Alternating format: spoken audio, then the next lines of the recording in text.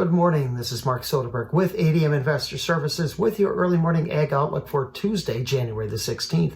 Higher trade here overnight in the soybean complex. While feed grains are mixed. Corn's down 2 to 3 cents at the moment. Wheat prices are steady, a little bit higher across all three classes. Soybean complex seen a nice little recovery off of the lows from Friday following the bearish USDA data. Spot March has building support here above that $12 level. Support, I think, is largely stemming from lower production estimates coming from Brazilian soybeans. AgRuel, they slashed their production estimate 9 million metric tons to 150 million metric tons, well below the USDA at 157 and CONAB at 155. Dr. Michael Cordner lowered his forecast another 2 million metric tons. He's at 149. Most of the private estimates are coming in about 145 to 155 million metric tons, and really driven by lower than expected yields. Harvest is really just getting underway, reported at about 2% complete. Dr. Cordner also lowered his Brazilian corn numbers as well, down 2 million metric tons to 115 million metric tons. He did, however, raise both corn and soybean production for Argentina. In corn, that was up 3 million metric tons to 56, while soybeans were up 2 million metric tons to 52, and both these coming in just above the USDA forecast from Friday. In Brazil, their first corn crop harvest is underway. It's at about 5%. South American weather this week looks mostly favorable. I think the lower production estimates are being generated from the early season crops that were planted last fall, September, October timeframe, and that due to heat and dryness in the mid-October through mid-December timeframe.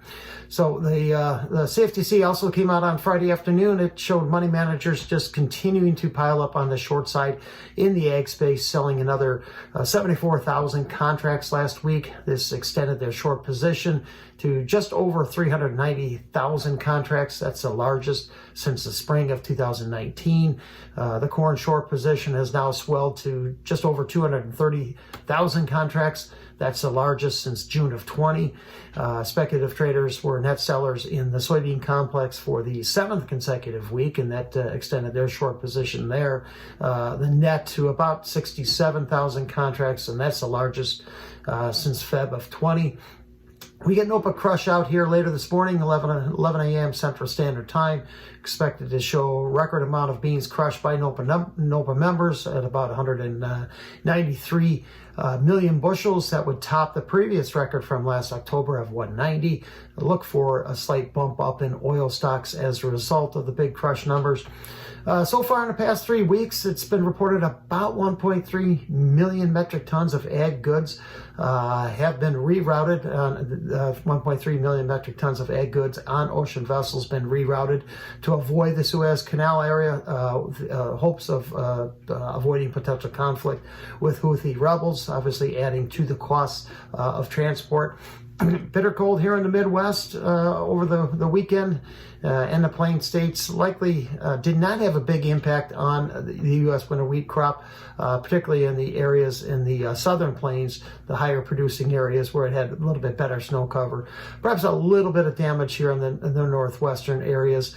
Also in wheat, India suggests they may have a better than expected crop. Ag minister there is touting perhaps upwards of 114 million metric tons, well above the USDA estimates, while also indicating they may not have to import wheat this year. So mixed trade here overnight. Export inspections later today. We'll see if we can find some news to help stimulate some short covering in the feed grains, enjoying the higher trade in the soy complex. So thank you for listening, everyone. I hope you have a wonderful day.